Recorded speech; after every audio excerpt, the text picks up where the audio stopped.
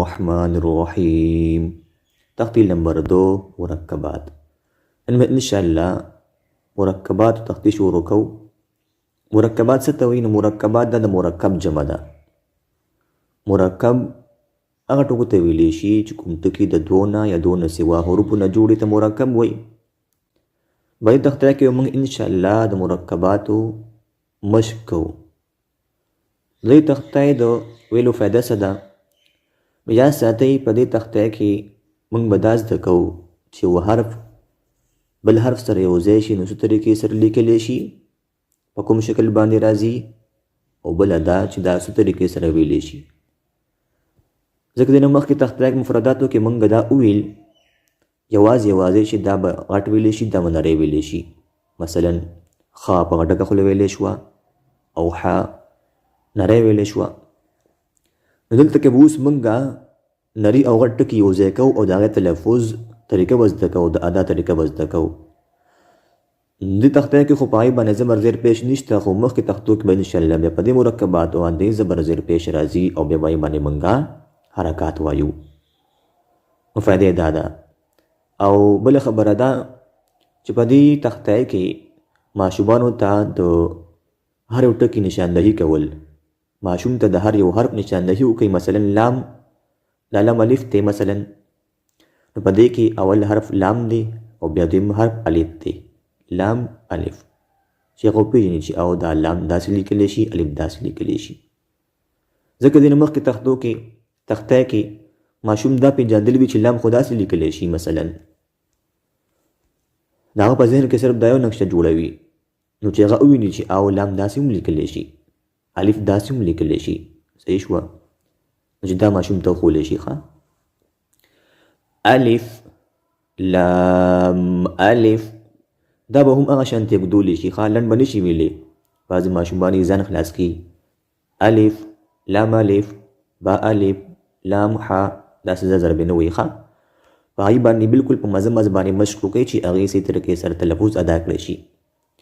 الف لام الف د فایدې په طور باندې، اسانۍ په طور باندې ما لاندې ورته لیکلي هم دي جدا جدا. تاسو وګورئ دا لام دی دا الف دی، خو چې تاسې وایي تاسو به ډایرکټ دلته نه وایي، یا ماشوم ته به وایي چې دې ته لاندې مه ګوره. که بیا ډېر مشکل نو بیا د خیر لاندې ورته ګوري چې اسانېږي ورته. با الف لام ح با لام با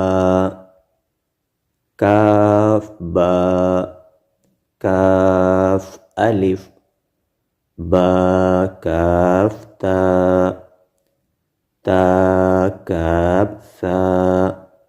تل به زور ورکوي او سا به نرمه وایي. نو وګورئ هغه حروف یو بل سره جمع شو چې کوم سخت ویلی شي او کوم نرم ویلی شي. نو چې سخت او نرم حروف یو ځای شي چې موږ د هغې د ادا کولو طریقه زده کړو، موږ د هغې ادا کول اسان شي. نون الف تا الف یا الف ثا الف یاسین نون سین ساسین. دلته به ماشوم ته وږدئ توجه سره چې د سا او سین کې فرق وکړی شي. ښه، ځکه دا سا چې ده نو دې د وینا په وخت کې جبې سر بهر راوځي او سین کې نه راوځي. نو سا به نرمه ویلی شي او سین به سخت ویلی شي، زور به ورکولی شي. ښه، ساسین یعنې په سین کې سیټي ده. ساجیم تاحا تاحا نون خا خا په ډکه خولو خا نون خا یا میم با میم تا میم با یا. وګورئ یا داسې لیکلی شي چې کله یوازې وي، چې وځای راشي بیا داسې لیکلی شي. یا یا نون یا نون با لام یا تا لام ثا ثا لام نون با نون یا تا نون. وګورئ دا سم یا لیکلی شي اصل کې داسې راځي چې کله یوازې وي خو چې کله بل ډکې سره روزی شي وګورئ بیا دوه ټکي ترې لاندې راځي داسې نشاندهي کول ماشوم ته چې دوه ټکي ترې لاندې وي دا یا وي. حاثا خابا وګورئ خا په ډکه خولو او با نری ویل خابا. تاحتا یا جیم با با خاتا تا دا غنده تا دخا ها با تا یا ها ها یا ها با ها میم جیم دال خا زال خا په ډکه خولو زال نرم خا زال جیم را رم په ډکه خولو را جیم را خا زا زال بزو ورکوي زا تا زا تا تا او زا دا به سخت ویلی شي تا زا سین لام صاد با صاد په ډکه کولو صاد با طا با طا په ډکه کولو طا با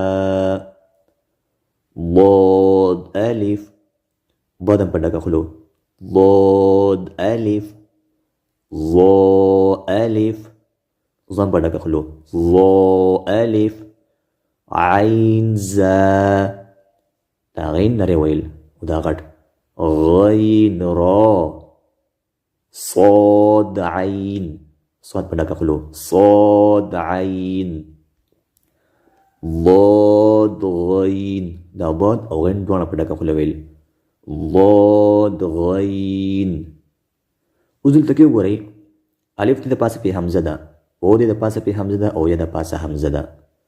اوس سوال دا پیدا کېږي چې موږ دا حمزه ووایو او که الف ووایو یا حمزه ووایو که ووایو یا حمزه ووایو که یا ووایو. ګورئ دا حمزه ده قرآن مجید کې چې کوم ځای کې هم حمزه د یو ټکي د پاسه راغلی وي عموما د الف وو او یا د پاسه راځي هلته کې موږ حمزه وایو الف وو او یا به نه وایو. ښه دلته هم تاسو که حمزه مخکې کوئ او که الف مخکې کوئ دواړه ویلی شي ښه او که صرف حمزه وایي نو هم صحیح ده. حمزه الف حمزه واو حمزه یا با عین دال تا غین زال غین په ډکه خولو تا غین زال قاف قب ودوي ښه په ډکه خوله به وایي قاف واو فا واو فا قاف لام یا فا حامیم لام میم تا میم تا میم تا. نو دا دي مرکبات نو دا ودیمه تختی امید لرم تاسو کې شوي الله دې مون تاسو له د قرآن د صحیح وینا توفیق راکړي. واخر دعوانا ان الحمد لله رب العالمین.